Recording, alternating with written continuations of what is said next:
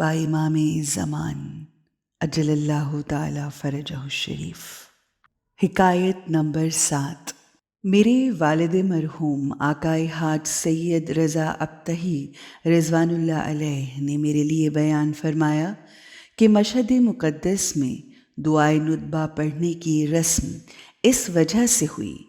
علت یہ تھی، اصفہان کے تاجروں میں سے ایک قابل وثوق تاجر نے بیان کیا کہ میں نے اپنے گھر میں ایک بڑا کمرہ امام بارگاہ کے طور پر مختص کیا ہوا تھا۔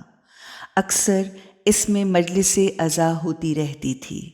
ایک رات میں نے عالم خواب میں دیکھا کہ میں اپنے گھر سے نکلا ہوں اور بازار کی طرف جا رہا ہوں، لیکن اصفہان کے علماء میں سے چند عالم دین میرے گھر کی طرف آ رہے ہیں۔ جب میرے نزدیک پہنچے تو فرمایا، اے فلاں، آپ کہاں جا رہے ہیں؟ مگر آپ کو معلوم نہیں کہ آپ کے گھر میں مجلس ہے؟ میں نے کہا، میرے گھر میں تو مجلس نہیں ہے۔ انہوں نے کہا، آپ کے گھر میں مجلس ہے اور ہم بھی وہیں جا رہے ہیں، اور حضرت بقیۃ اللہ علیہ السلام وہاں تشریف فرما ہیں۔ میں نے فوراً چاہا کہ جلدی کے ساتھ گھر جاؤں۔ مجھے فرمایا ادب کے ساتھ گھر میں داخل ہونا۔ میں نہایت ادب کے ساتھ گھر میں داخل ہوا۔ میں نے دیکھا کہ کچھ علماء اس مختص کمرے میں تشریف فرما ہیں اور مجلس میں حضرت بقیۃ اللہ علیہ السلام تشریف فرما ہیں۔ جب آن حضرت کی شکل و صورت کو غور سے دیکھا تو ایسے معلوم ہوا کہ شاید ان کو کسی جگہ دیکھا ہے۔ اس لیے آن حضرت علیہ السلام سے میں نے ایک سوال کیا کہ اے میرے آقا، میں نے آپ کو کہیں دیکھا ہے؟ فرمایا، اسی سال مکہ میں مسجد الحرام میں آدھی رات کے وقت جب تو میرے پاس آیا اور اپنا لباس میرے پاس رکھا تھا اور میں نے تجھے کہا تھا مفاتیح الجنان کو اپنے لباس کے نیچے رکھو۔ اصفہانی تاجر نے کہا، بالکل اسی طرح تھا۔ ایک رات کو مکہ معظمہ میں نیند بالکل آنکھوں سے جا چکی تھی۔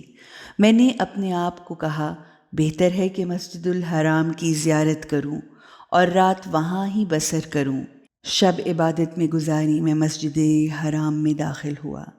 ادھر ادھر نگاہ کی کہ کوئی ایسا آدمی ہو جس کے پاس اپنا لباس رکھوں اور خود جا کر وضو کروں۔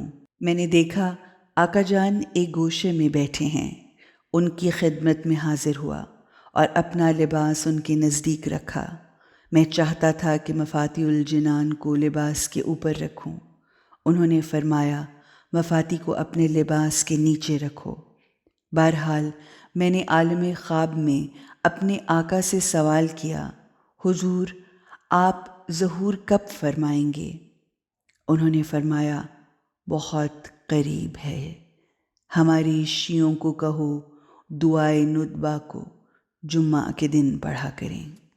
یا اللہ، تجھے واسطہ دیتے ہیں تیرے نور کا، تیری حجت کا، تیرے خلیفہ کا، کہ ہمیں توفیق دے کہ جو پیغام امام زمان ہم تک پہنچاتے ہیں ہم اس کو پورا کر سکیں۔